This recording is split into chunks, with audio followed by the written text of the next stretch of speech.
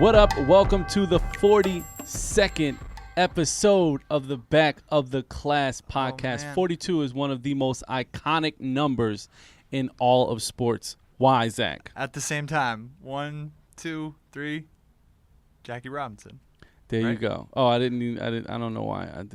Who were you thinking of? I was absolutely thinking of Jackie Robinson, but I just didn't think 1, 2, 3 at the same time. This was mad late. I was You were mad too delayed. shocked that I was about to get it. Yo, you killed it. Yo, I'm so impressed right now. Well, I mean, it only take you 42 episodes to get on board around They here. made that movie, so that helped me. Oh, yeah, you're right. But right. I had heard of Jackie Robinson. Oh, my God. Anyway, you are listening to the Back of the Class podcast. We are your hosts. I am the Esteban Serrano. I'm the guy who knows who was number 42. That's right. Zach Dion. That's right. And Juan Davis is running around New York City with his pop, who was up visiting, so he took a couple of days off for the family. So his real name is David. Don't let Esteban mislead you. With that or his name talk. or his vanity plate at his desk, which was misspelled Juan Davis, which is that's why where it we comes call from. him Got Juan it. Davis. Yep. Anyway, we got an awesome show for you today. We're going to talk about some number one albums And songs. We're going to talk about some hip-hop bullying that took place in high school for some very prominent figures in hip-hop. And we're also going to talk about Future and Gucci and their real quick hit album. Some hip-hop artists who are bullying us with bad music. Exactly. And then we're going to end like we always do with what we're listening to over this weekend. But let's get right into, to this whole Rae Sremmurd situation, Z. Yes.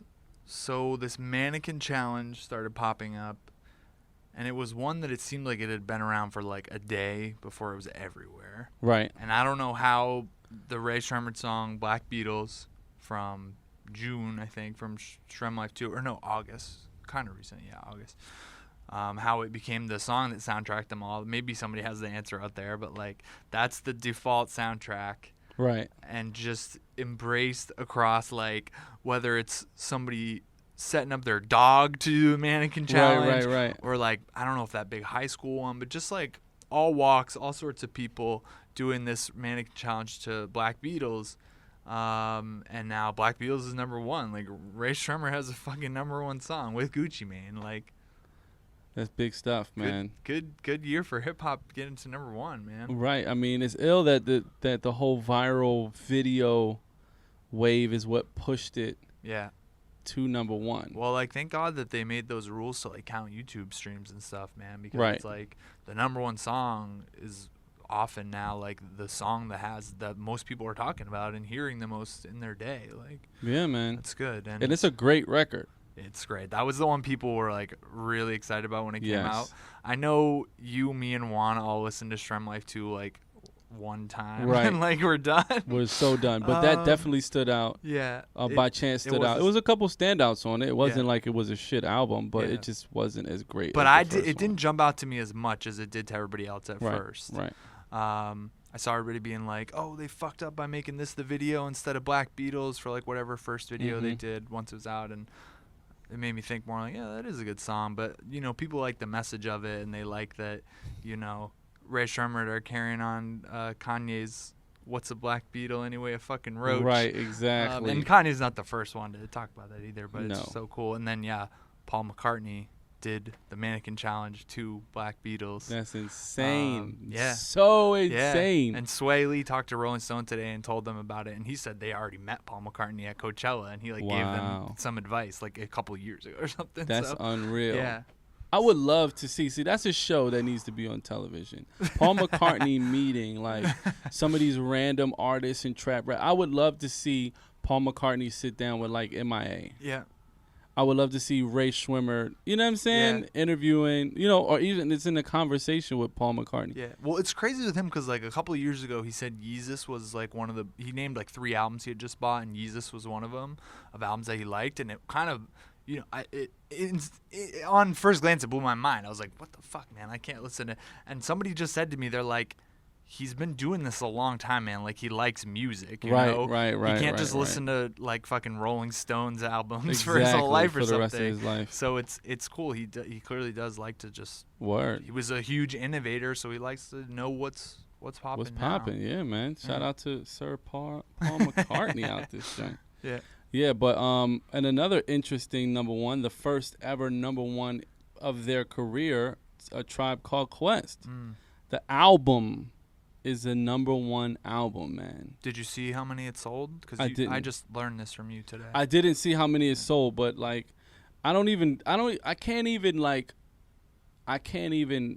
take sales seriously because they're not even sales. A lot of times it's like a certain amount of spins and viral streams will equal out to a real sale.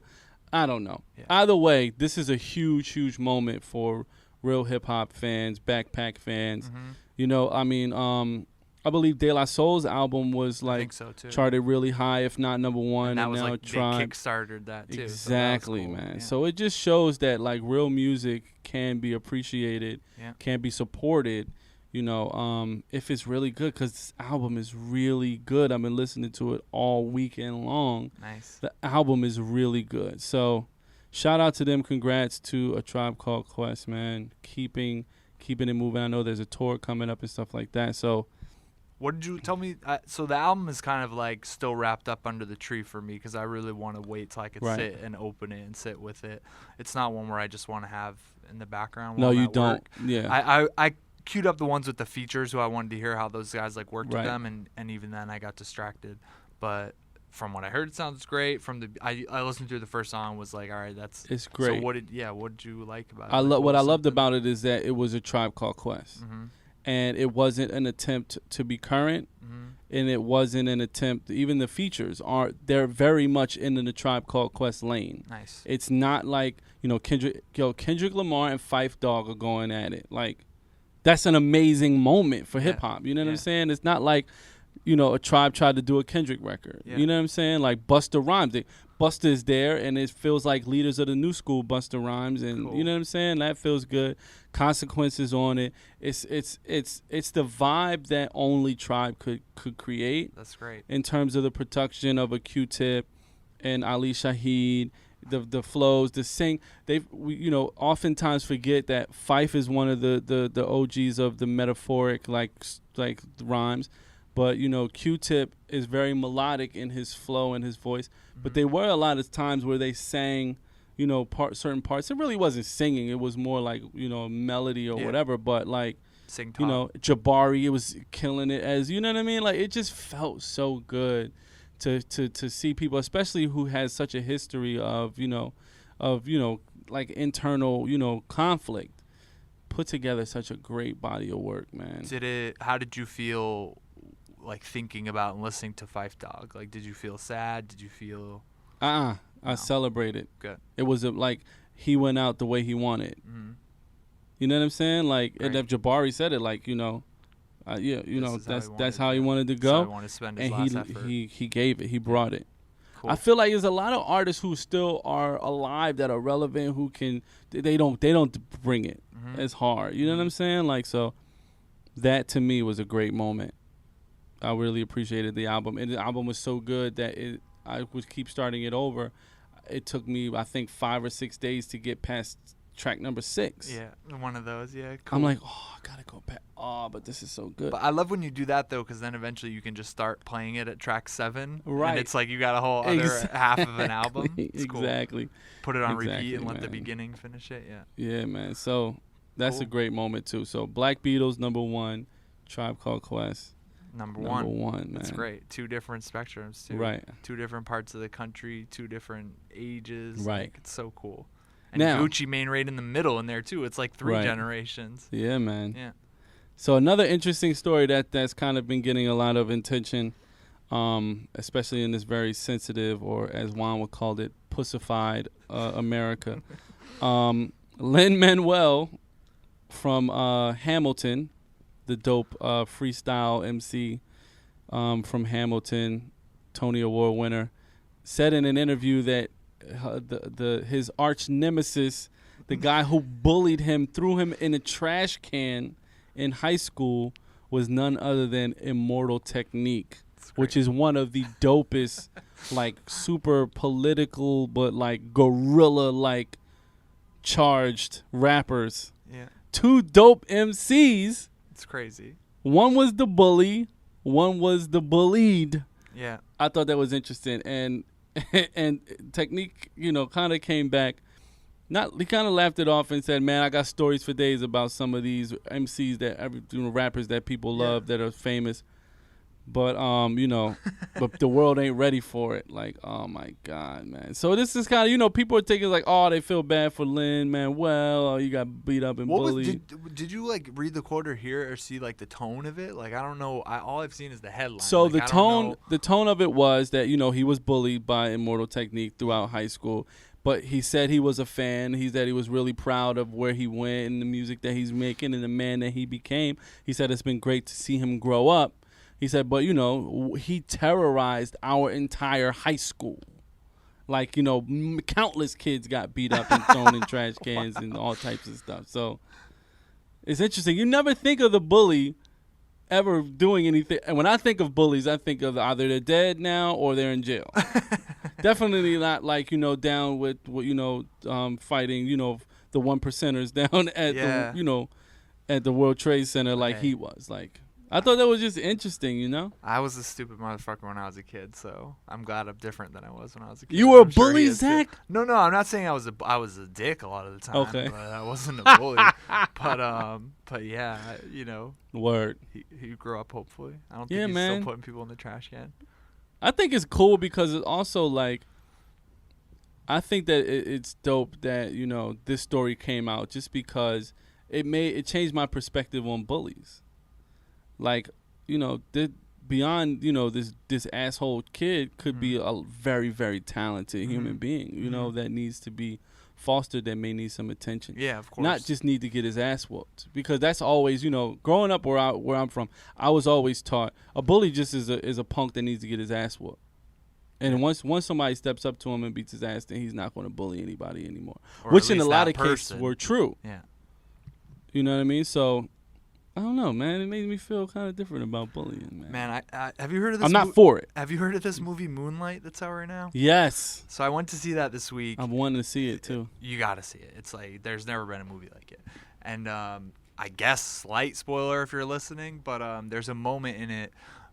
It's about two gay boys who become men, and it's about 3 times in their life, and in the middle, this main character, Chiron, he's getting bullied really bad, and he gets, like, the shit kicked out of him, like, on the ground getting stomped. His face is all fucked up, and he goes home, and he sleeps, and then he goes to school the next day, and this is real, like, hand camera, like, over the shoulder, like, not steady cam either, right with the character all the time.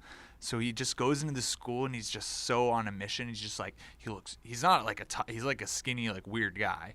And he's just like going with such a purpose, and he just goes into the classroom. He goes through many doors in the school, and you can tell he's like either ready to pick a fight or just to like act like it didn't faze him. He goes into the like science class, puts down his back and picks up a chair and fucking smashes it over the guy's head from behind. And it had been so tense and so heavy of a movie and powerful of a movie till then. And I was at the theater by myself, and I like exploded laughing. It was like I blew up. It was such a good moment. I loved it. Man. I just thought of that because of bullying, and this was just like this was the ultimate scene of like fucking the bully's day up. Word. No, I definitely have been wanting to see that movie. I even scouted on at the Angelica's website to see when it was screening and stuff. I've definitely taken notice of it, and it stars that one guy whose name is really difficult to pronounce. Right, who's from House of Cards. From House of Cards. He was Remy in House of Cards. He was Cottonmouth in Luke Cage. Is he in Sicario or something? He's in a lot of. Everybody knows him. He's a great guy. Yeah, he's a great actor. So that was what initially what drew me to it. But yeah, the story looks amazing. I'm glad you recommended it. I definitely want to check that out. All right, next up on the list is this Future Gucci. This is not a number 2 bricks one. in This 2 is weeks. not a number one. It was free Bricks 2 Zone 6 edition, because there was already a Free Bricks 2 mixtape a few years ago. And Free Bricks, for those of you who don't know, Free Brands is Future's label, and Brick Squad is Gucci's label. So Free Bricks is when they collaborate. Yeah. So they got together Sunday night, and they Gucci was saying something about how like they ditched their entourages and they went to a studio they don't usually go to, and they were just like, he's like, yeah, we just started vibing and like we were pushing each other really hard and we came up with this thing and we didn't want to overthink it, so we just like called it a rap. And it's 6 songs and it's all Zaytoven, Metro, and Southside. I'm all excited to hear that. I obviously don't think like, okay, you know, this is gonna be amazing, a new Dirty Sprite level or something, right? But yeah, it was I couldn't believe it because I can't remember, 1 or 2 weeks ago, Drake and Future put out that song. Right. It's a Future song featuring Drake, and I saw you that morning and I was like, I don't need to listen to this song ever again. I Yes, listened to it 2 times remember. this morning, and I don't need to ever listen to it again. And now, Right. 1 or 2 weeks later, Future puts out another thing that like, I listened to it 2 times while distracted at work, and like, I don't need to listen to that again. Damn, man. So. But it's By the way, they put it out 24 hours after they did it too. Right, which is another thing, right? So there's a lot of things wrong with this with this situation, right? Number one, you have arguably 3 of the hottest producers, Yeah, on planet Earth. Mm-hmm. Another thing, you have 2 of you know the most interesting or the hottest artists in the game. In 24, 48 hours, however long you did it, 6 hours. 6 hours. In 6 hours, you make absolutely nothing, and you release it for the world. And like what it brings up to my mind is all of the times where artists brag about they don't write their lyrics down, they don't do more than 1 take. Like, oh, we did this over. You know what I mean? Now, being someone who's been in music and around music for a long time professionally, I do know that there's moments in the studio where some prolific music is done in a matter of minutes. Mm-hmm. But I also have been around long enough to know that these people who don't take hip-hop seriously and think that it's a novelty act, their approach to hearing Jay-Z say 1 take Hove and that I don't write my lyrics down, I think them. Mm-hmm. They think that is something that everyone can do. That is a level of genius that you do not possess. Yeah. 99.9%. Yeah, it should have the opposite effect on people. It should make you want to sit your dumb ass down with a piece of paper, a pencil, and a Google and try to write amazing music. Right. And what it does too is like which leads in another argument that I have all the time is like what is a classic album nowadays? Because music is, especially hip hop, is so disposable. Even to the artist, how dare you take 6 hours, make 6 songs, release them in 24 hours, and like, this is shit. Yeah, it'll probably just disappear, and I don't know. I guess there's no stakes, but yeah, like why?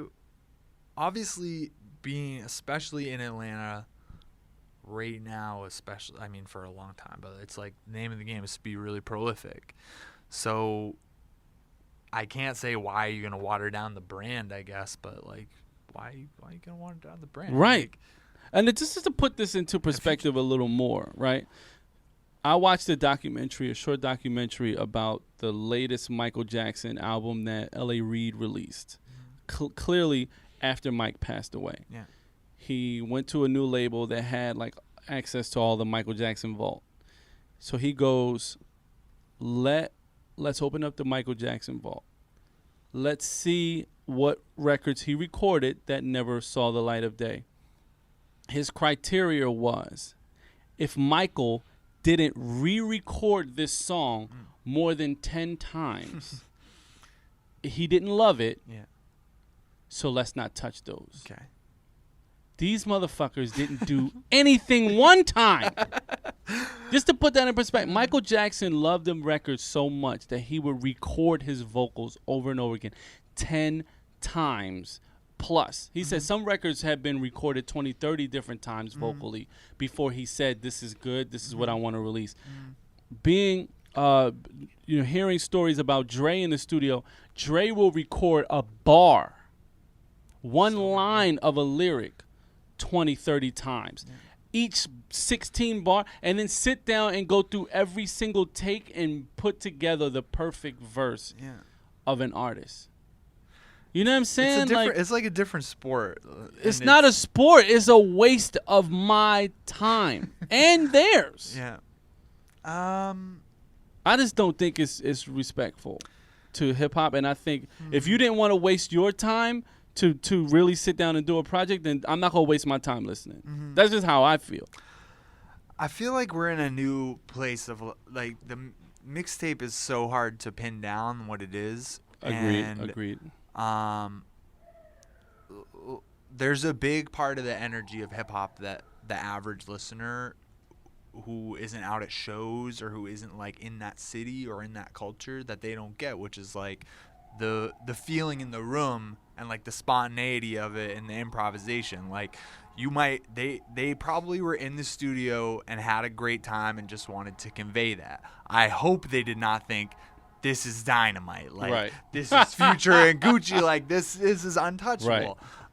It's still I can't like argue against that waste of time thing. It feels disappointing to me, but I don't know what Future is doing right now. And I know Gucci Mane like his albums are his thing right now, and those are what he's talking about all the time. He's done two already, and he has another one coming in December. And like that's what's important to him. That's what he's hopefully focusing on, whatever. But Future, like, I don't know what the fuck he's doing. This has been a very weird year after his amazing year. So. Yeah, man. So I mean, listen, you know, I'm reminded of the phrase "you get what you pay for," and the name of the album is Free Brick. So we got a free brick. Truth in advertising. Exactly. We got a free brick from these guys. We got 2 bricks worth. But listen, aspiring artists out there, man, do not take the hip hop, greats way of doing things verbatim. Nas writes his lyrics down. Rakim wrote his lyrics down. Tupac's handwritten lyrics just went for $100,000, something like that, in an auction recently. Like, because it works for them doesn't mean it's going to work for you. And understand that if you are wanting to be an artist, then just take the time to perfect your craft. And if your calling card is that your voice is like your instrument, that's why I love the auto-tune shit. It's why I love a lot of this disposable rap. Is because I'm really about like production and sounds. I'm about people like Bon Iver using their voice and you don't know what they're saying. And that's like Designer is making this kind of music, but Designer's voice is like a special instrument. Like that is unique. And we coined it mumble rap now. I think that's like the popular term. And like Future can also do that. Future can make his voice something that you want to listen to. Designer's father. But he's just not doing that right now. And it's like, if you're gonna do something fast and not put lyrical effort into it, you are playing a different sport, and like play it well. Like, don't play it just because it's easier. Like, yeah, you can go fucking play basketball in the corner, but like, bring something to it. Like, be good at it. Like, you're not just doing it because like, oh, this is easier, and like, yeah, man.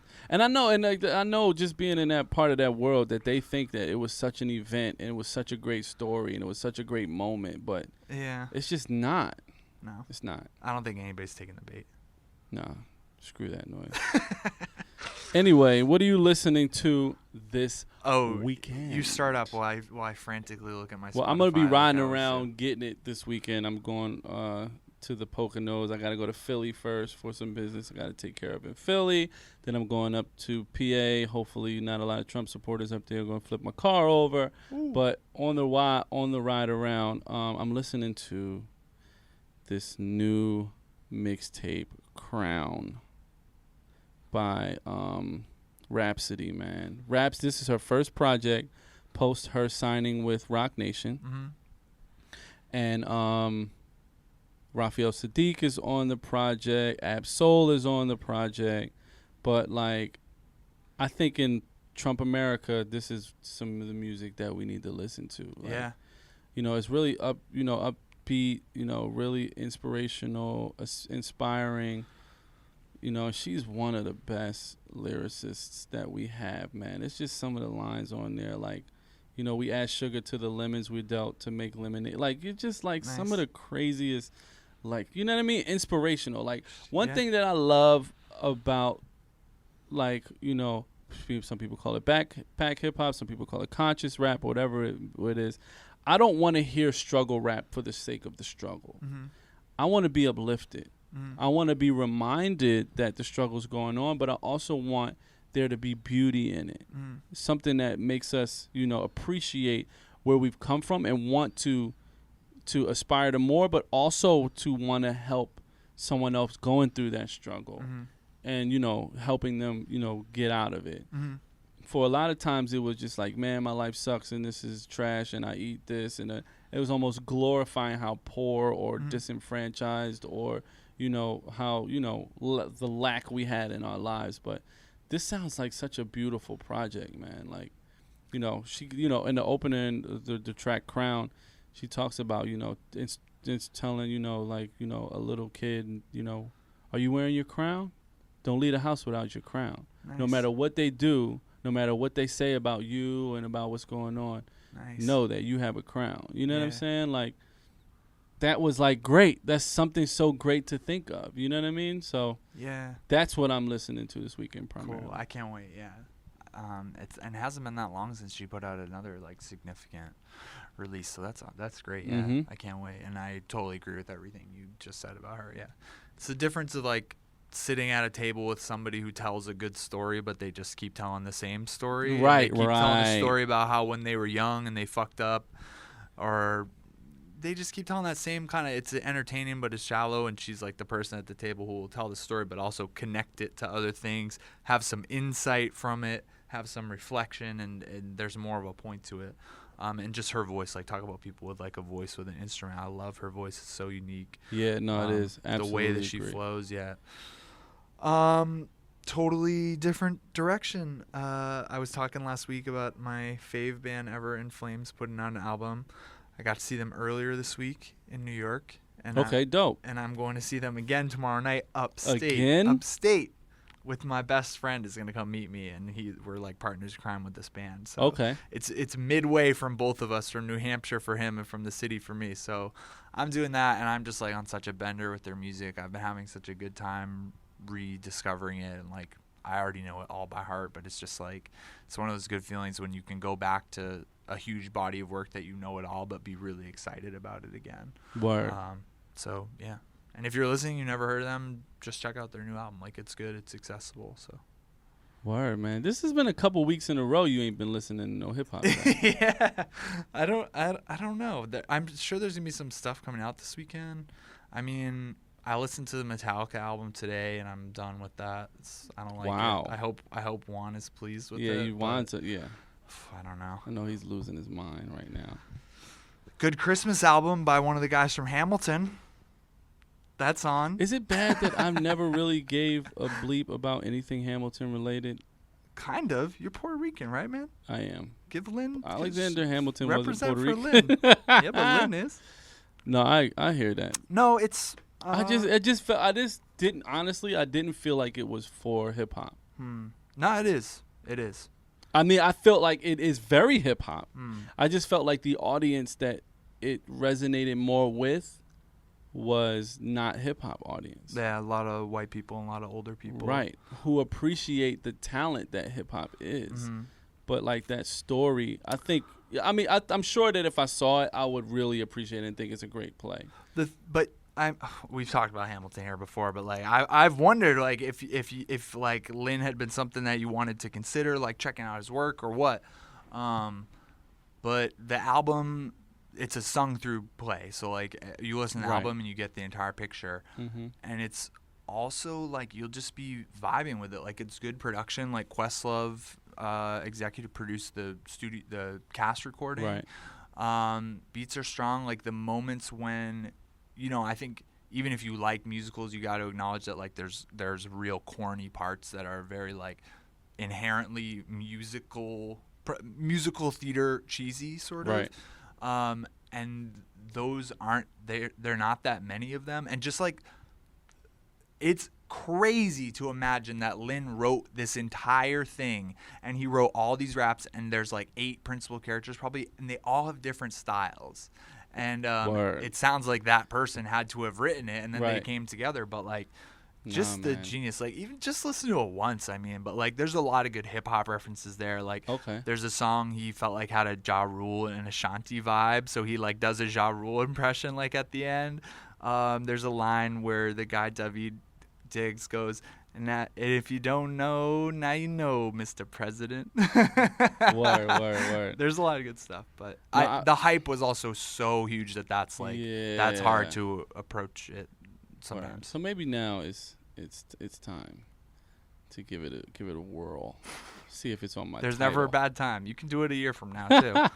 I mean, yeah, the story is L2 because the duel happened in my neighborhood in Weehawken. Oh. Yeah. Oh, yeah. Hamilton Park is over there, and that's where, like, the duel went by. Oh, yeah. They shout out Weehawken by name. They did? They shout out my hood? Yeah. Well, then I got to listen. I'm just going to listen just to hear Weehawken. And they have a line that's like, we had a duel in New Jersey. Everything is legal in New Jersey. Wow. That's hysterical. All right, Zach. So, what is it? Moonlight? Moonlight. Big time Moonlight. Moonlight and now Hamilton. Yeah. All right, cool. All right, ladies and gentlemen, that is a wrap for the Back of the Class podcast, episode 42. Thank you. Thank you for hanging. Yeah, man. It's been real. We will see you guys next week. Adios. Enjoy your life.